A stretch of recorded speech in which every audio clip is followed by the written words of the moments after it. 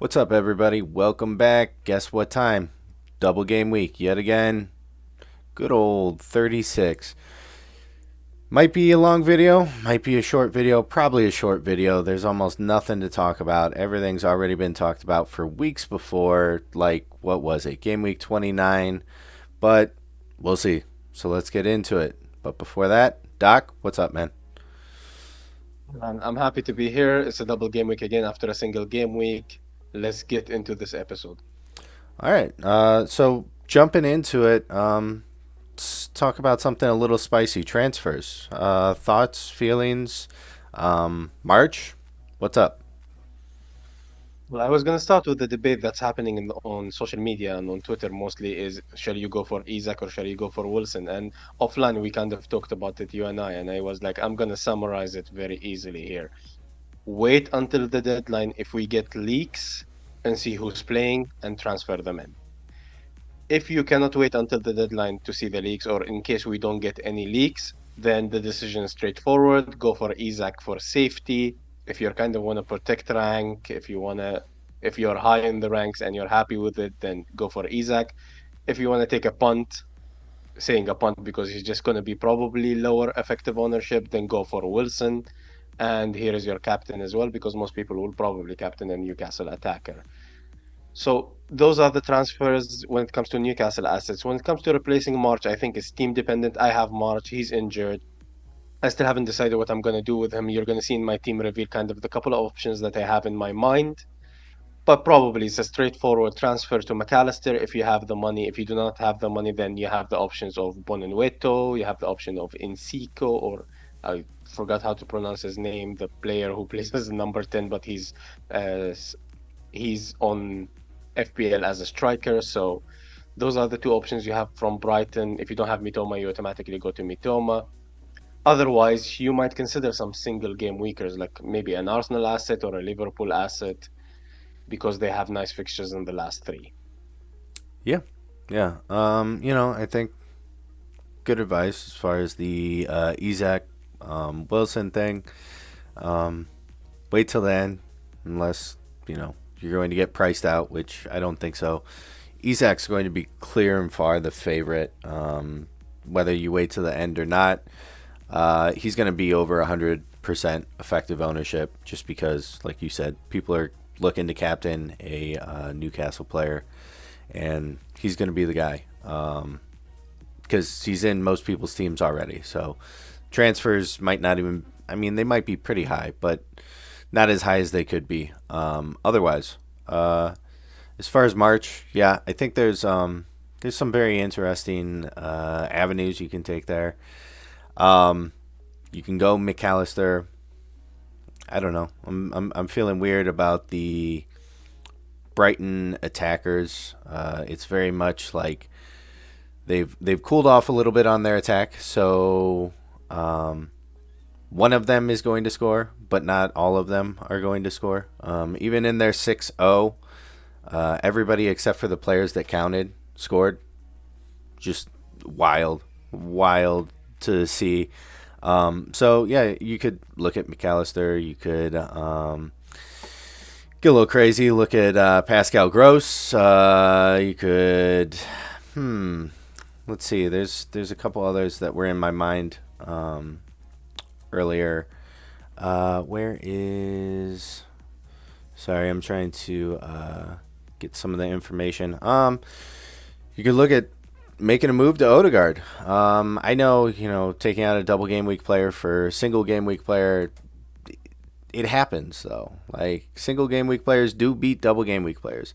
Honestly, I'm don't have a ton of faith in Trippier getting a lot more points than a or a single game week player. Leeds, they're probably guaranteed one, and Brighton probably also guaranteed one. And Trippier hasn't been on it from the attacking aspect, so he's fallen off there, and you lose a lot of points there. Another interesting one that I think is worth a shout out is Gibbs White. He's been crushing it. He has like 4 or 5 game weeks in a row of at least like one attacking return. So there's options there. Not a lot of double game week options, but there are options, and as single game week players, I think they might have a chance to outscore most doubles. So those are my thoughts. Um, Yeah. well, I like your shouts, and even Gross that I didn't mention, he's registering decent stats. So if you get priced out of McAllister, you have three options from Brighton basically. So I like the Gross shout. Yeah. Otherwise, it's most people targeting triple Newcastle, triple Brighton. But even though you don't have to go triple Brighton again on my team review, you see that I'm planning possibly not going triple Brighton, possibly not even double Brighton. So you're going to see that in my team review. But as usual, I believe we move to the captaincy now. yeah, heading right over to captaincy. So Doc, what do you think about that? I know you said Isaac. Who else?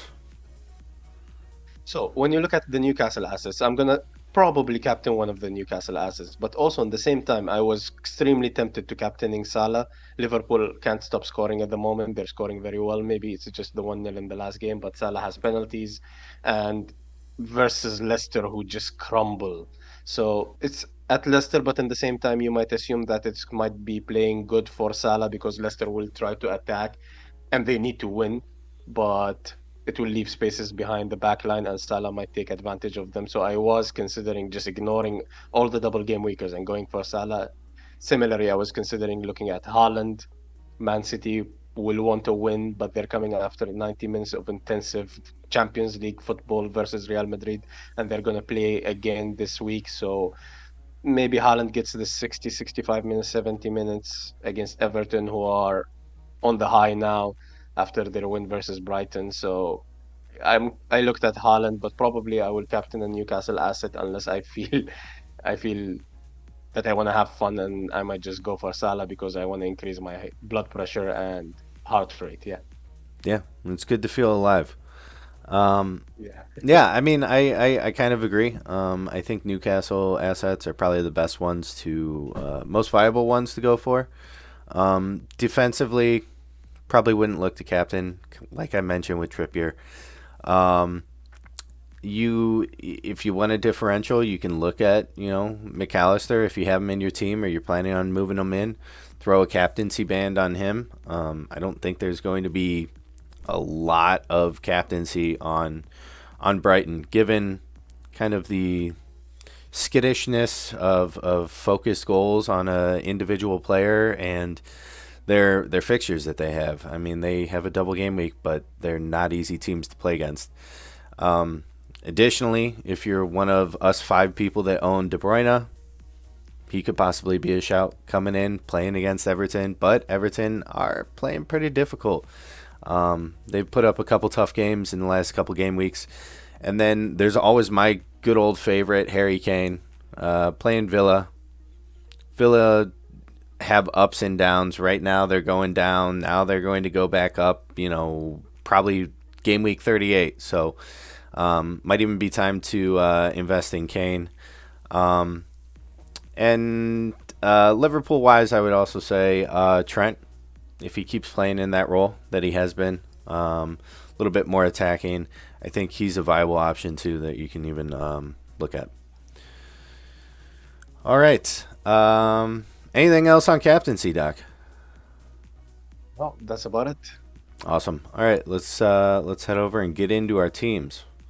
All right, Doc, I got your team up there. A little bit of a rough one this last game week, but not too punishing of a drop. What are you thinking about for this coming game week? Talk to us. One of the decisions that I have to make, as you can see, is the goalkeeper decision. I'm noticing most people who have Ederson and Kepa are starting Kepa, but I'm tempted by starting Ederson.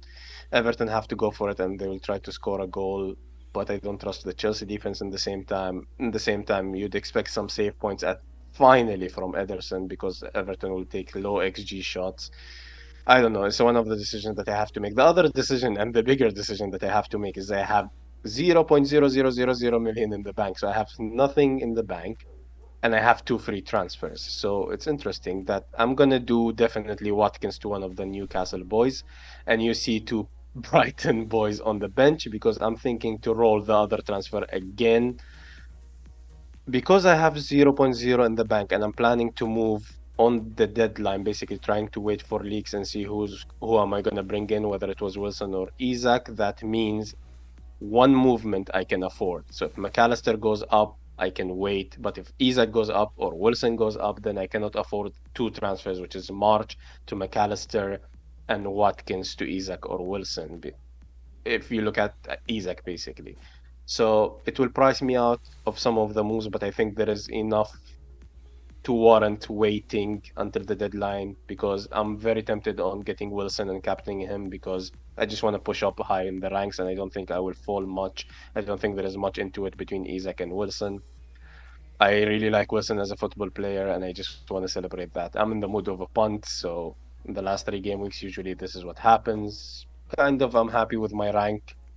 If I finish in the top 50K, I'll be happier, but well, you cannot gain unless you take some risk. And yeah, so I might actually roll if I can afford it. I might do March to McAllister, Watkins to Isaac or Wilson, and then I have a benching headache on my hands. Stupinian versus Trent Alexander-Arnold, that's the other decision, but I'll probably start Trent Alexander-Arnold based on a gut feeling and the possibility of attacking returns because I assume that Brighton will concede from Arsenal and will concede from Newcastle, and I don't see Stupinian going forward as much as he used to before. So yeah, Shaw's going to go on the bench. McAllister might come in, maybe another Brighton asset, maybe an Arsenal asset, but I think I'll probably roll just to enjoy game week 37, 38 with three transfers rather than two. Yeah. Yeah, no, I think that's those are viable transfers. I think definitely makes sense. What I would say is keep Ederson on. Nottingham Forest. I mean, I don't have stats for this, but just watching Nottingham's games versus Everton's games, Nottingham are they're if they hit it, chances are it's going in or it's offsides. They don't hit it for a save. They don't give the keeper a chance. Where Everton, they're starting to look like a firing range. They're just shooting everything, like you said, low xG shots. So Ederson has a chance for those save points.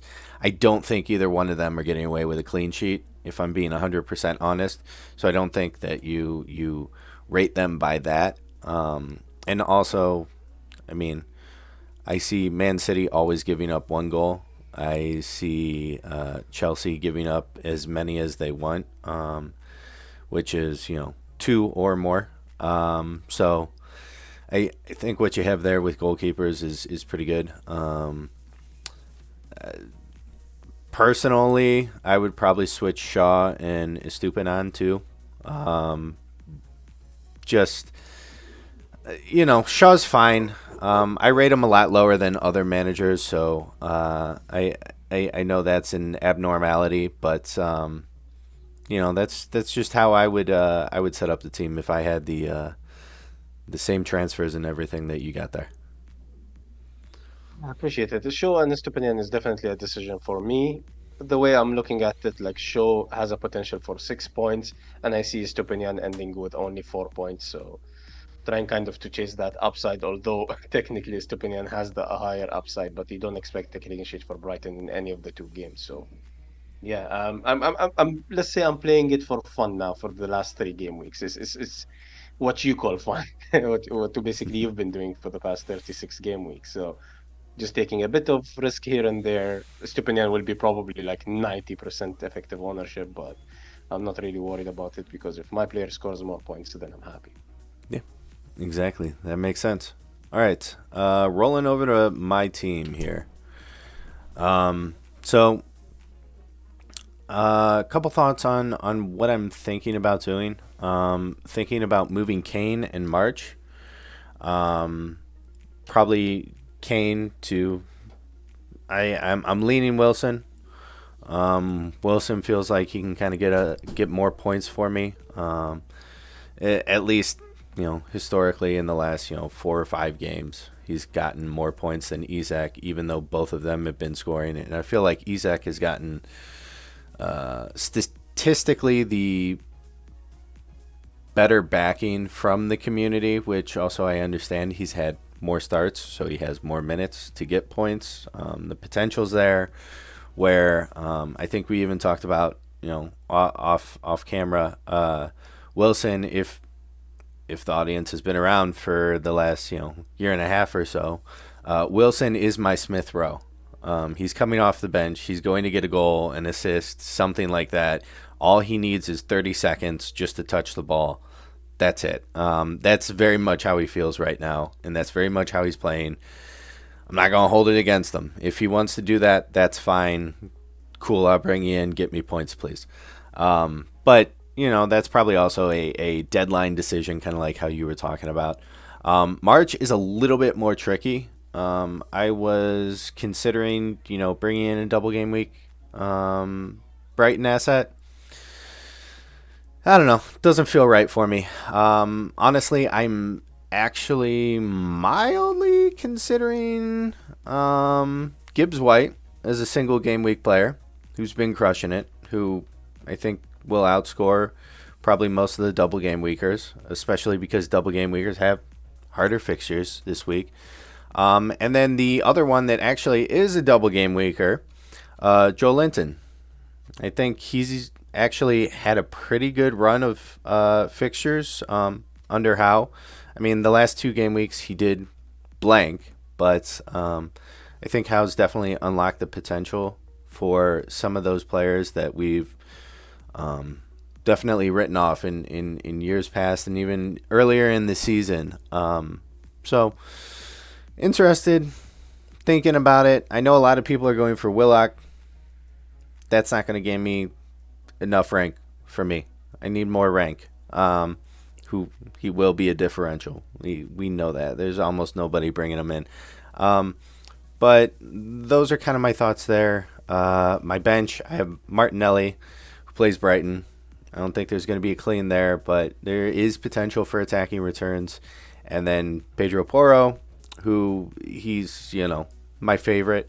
Really helped me out last game week. So, and I think the game week, I don't know. I can't remember which game weeks or what. But unfortunately, in the team, the way that I have it right now, I don't think there's a lot of spots to put somebody in there. And I wouldn't say it's benching headache because I'm going to play the players that I think are going to get the most points. And it doesn't matter if I think Holland's going to blank and I put him on the bench or what. So that's kind of the thoughts. That's where I'm at. Those are my transfer thoughts. Captaincy, I don't know. It's sitting on Kane from last week. It's not something that I try to put too much thought really into because you'll drive yourself mad trying to decide who's going to get one more point than the other person. So that'll be a game or a deadline decision too. So yeah, what do you think, Doc? Looking at your team, my first instinct was just Kane to Wilson slash Isaac, and that's your captaincy. You don't need to make another transfer. Bench March, maybe bench Poro and bench Stones. But then it got me thinking, and something that I would like to tempt you with because I know you and you might really like it. How about you do Wilson and Isaac both in? So Kane to Wilson, Solanke to Isaac, and then start both. That Nah, would be really I don't nice like to that. nice attack to have, but it is for a hit. Yeah, no, and I So don't yeah, mind. other I don't mind taking a hit. Even last week, my hit technically didn't pay off. I gained -3 on my hit, but I transferred out Emerson Royale for Trent Alexander-Arnold, and I wasn't going to start Emerson Royale. So technically, I gained like 2 points there. So, it's all depending on how you look at it. But, I mean, hey, if he was going to sit on the bench anyways in the third spot and not get me any points, doesn't matter if he got a clean sheet or not. Sounds like bonus points to me, baby. well, the math doesn't add up in my head, but anyways, like for a hit, I would honestly consider it because you're at the period of again having fun and taking punts. I don't think Menu will have double Newcastle attack, so I would be really tempted by that. Otherwise, yeah, I would go for a Newcastle midfielder instead of March, or I would simply just go McAllister, and because McAllister has 4 games in 2 game weeks, but yeah. I would look at Newcastle and Newcastle. By the way, Willock is playing very well. I would totally look at Willock. I don't think he'll be highly owned. No, maybe not at all. Um, yeah. He's Yeah, 1.5% ownership in the overall uh, sample, and he's 0.2% in top 10K, Willock.